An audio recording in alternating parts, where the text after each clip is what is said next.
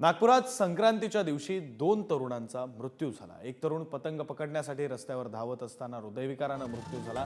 रितेश गंधश्रीवार असं या 27 वर्षीय तरुणाचं नाव आहे। दुसऱ्या घटनेत 5व्या मजल्यावरून पडून एका तरुणाचा मृत्यू झाला। सोहेल खान सहकाऱ्यांसह गिफ्टी खदान परिसरात 5व्या मजल्यावर पतंग उडवत होता। स्लॅबवर सुरक्षा भिंत नव्हती। पतंग उडवण्याच्या नादात त्याचा तोल गेला आणि तो खाली पडला। त्याला जखमी अवस्थेत मेयो रुग्णालयात दाखल केलं असता डॉक्टरांनी त्याला मृत घोषित केलं।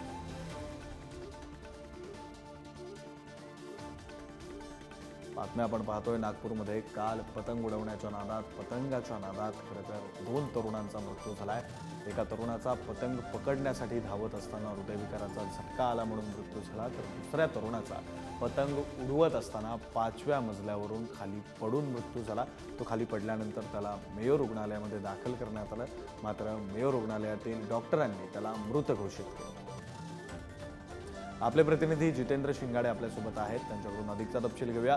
जितेंद्र, खरं तर राज्यभरातील आकड्याचा विचार करायचा झाला तर हा आकडा आणखी मोठा आहे पतंग उडवण्याच्या नादात किंवा पतंगामुळे जीव गेलेल्या सगळ्यांचा हा आकडा आणखी मोठा आहे। नागपुरात सुद्धा दोन तरुणांचा मृत्यू झाला।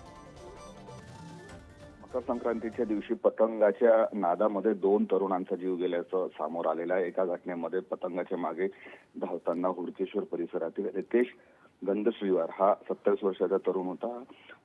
हा पतंगाच्या मागे धावत होता। त्यानंतर तो नाश्ता करण्यासाठी हॉटेलात गेला, मात्र छातीत दुखू लागले आणि तो औषधी घेण्यासाठी औषधीच्या दुकानात गेला, मात्र तिथे तो कोसळला। त्याला मेडिकल रुग्णालयामध्ये दाखल करण्यात आलं, जिथे त्याला डॉक्टरांनी तपासून मृत घोषित केलं। तर दुसऱ्या घटनेमध्ये गिट्टी खदान परिसरामधील सोहेल खान हा 23 वर्षाचा तरुण आहे। हा 5 मजल्यावर असलेल्या इमारतीवर चढून पतंग उडवत होता, मात्र जे इमारती आहे ती पॅराफिट किंवा सुरक्षा भिंत नव्हती आणि तिथून त्याचा तोल जाऊन तो खाली पडला, ज्यानंतर त्याला शासकीय मेयो रुग्णालयात दाखल करण्यात आलं आणि त्यामध्ये त्याचा डॉक्टरांनी तपासून मृत घोषित केला। अशा प्रकारे पतंगाच्या नादामध्ये दोन तरुणांचा मृत्यू झाल्याची बातमी सध्या तरी समोर येते, मात्र जे हृदयविकाराच्या धक्क्याने जो मृत्यू झाला तो नेमकं कशामुळे झाला हे आता जो उत्तरीय जो पोस्टमॉर्टम अहवाल आहे त्याच्यानंतरच उघड होईल।